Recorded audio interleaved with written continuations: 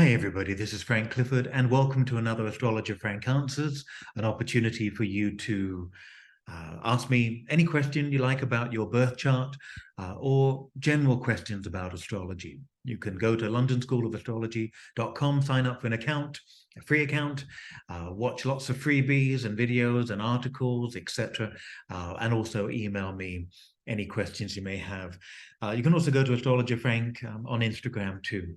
Okay, so I have a question. It's an interesting one. It's from somebody I shall call E, their first initial, and it's one that we get a lot as astrologers.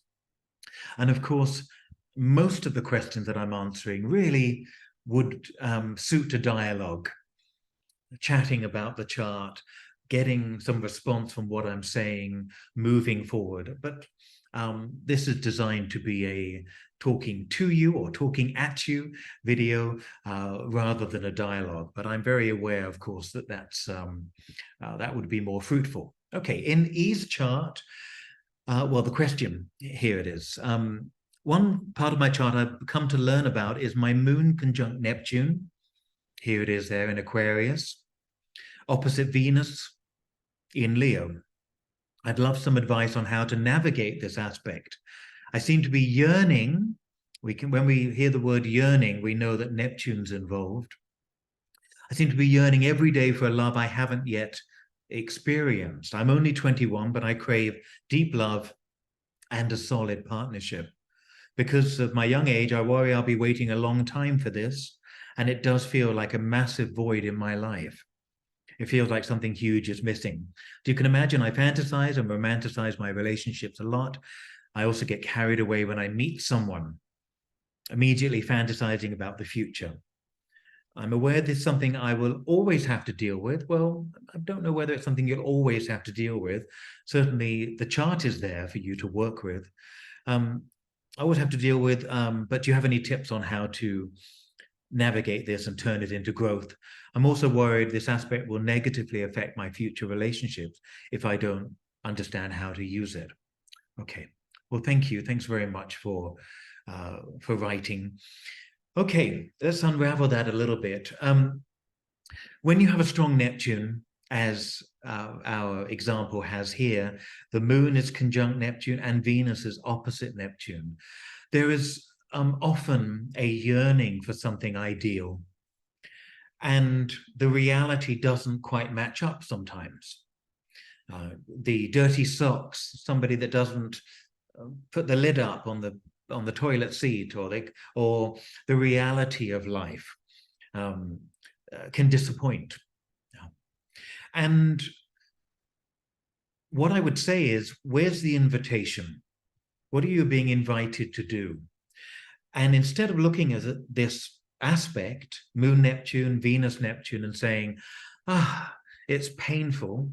Well, charts can be painful. Any sort of aspect can be painful because of the way it's used or the way we can experience it in different ways at different times.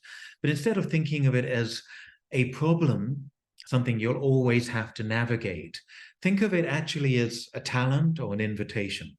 When I look at this chart, I think of somebody that's tremendously giving. So Moon Neptune can sacrifice their needs for other people, sometimes too much, but hopefully enough for it to be meaningful for both people concerned. Yeah? I'll give my time to help you, to make you feel better, to give you some insight. Yeah? The Moon Neptune can be extraordinarily compassionate and kind, but it has to have boundaries. So the key always with Neptune is to have a sense of, okay, I've done it. All right, I'm going to turn my phone off now, or I'm going home and we'll talk tomorrow. Don't ring me 3 times in the night. Yeah, it needs some sort of boundary. Otherwise, it just runs on empty. The image I often give my clients with Neptune is the idea of this boat. Think about Neptune and the ocean and sort of riding this boat, rowing it. And there's a hole in the boat at the back. But you're so tired that all you know how to do is to keep rowing, and you don't actually fix the hole in the boat. And so it's more and more difficult because there's more and more water in, and eventually you end up drowning or ending up without a boat and having to swim. And with Neptune, you've got to take some time off, yeah, and fix the hole, fix the leak. Take a bit of time off to just sit with your feelings. And often people with strong Neptunes go from one relationship to the next, disappointed, then yearning and imagining and hoping, and then feeling disappointed. It's a bit like having Venus in Pisces, but this is a bigger chart signature because Neptune is so strongly involved in the chart here. And it's important to have some rest in between relationships. The idea that we must search for love instead of create it is one of the big myths. Got to search for somebody who's my other half, who's going to make me whole. Well, we're all whole. We want somebody to walk with us side by side rather than somebody that completes us. If somebody completes us, we're not exploring our wholeness. We're looking for somebody else to fill in the bits we should be filling in ourselves. I'm talking generally, not just to the client here. So it's important with Neptune to have some time off, some space, some breathing space. Yeah. Think of it like coming up for water. If you're doing a lot of deep swimming, come up for water every now and then. Know what it's like to just be on your own, breathing and away from the feeling of being submerged that Neptune can give us. Okay. That's one thing. The other thing is that while you're having that time off, find Neptune pursuits. Photography, music, dance, acting, pretending, being someone else. This is why acting can be so good. Morphing, filmmaking, learning about film, learning about the beauty of nature. There are many, many things that we can do that really touch the heart. And Neptune in astrology is about all the things that really touch our hearts, the things that are essential, but the things that we can't measure. Like, how much do you love me? How much? It's about the things that can't be quantified, but we know they exist, whether we call that nature, God, love, devotion, compassion. Yeah.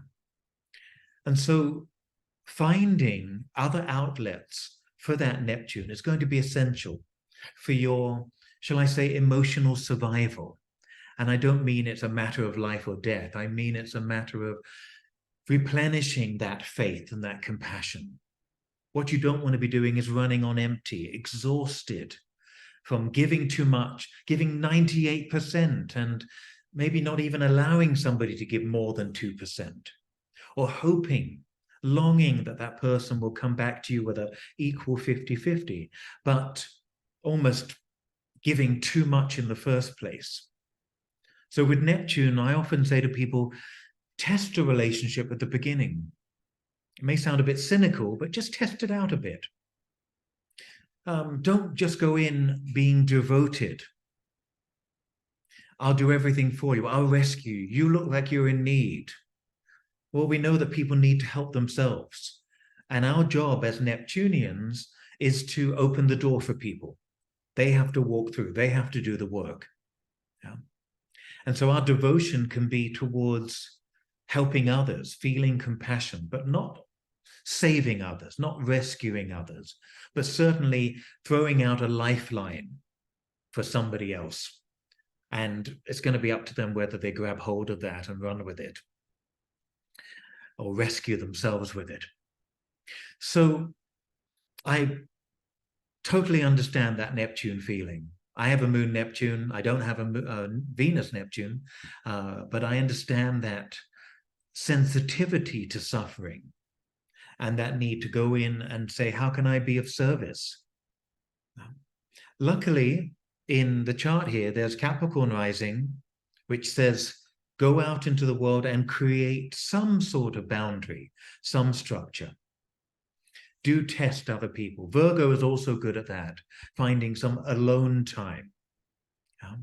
But I totally understand the Venus, Neptune, and the Jupiter in Cancer on the descendant. Again, your Jupiter is your great talent. It's wanting to embrace the world, look after them, take care, to mother everybody. And finding a job, finding a creative outlet where you can express Neptune at its most beautiful, and finding a job where you can be dedicated within working hours and not exhausted from it. These are going to be interesting assignments for your life, I think. I would say having the Virgo, having the Capricorn is very useful in this way, certainly. And Mars in Sagittarius as well. Have some adventure, travel.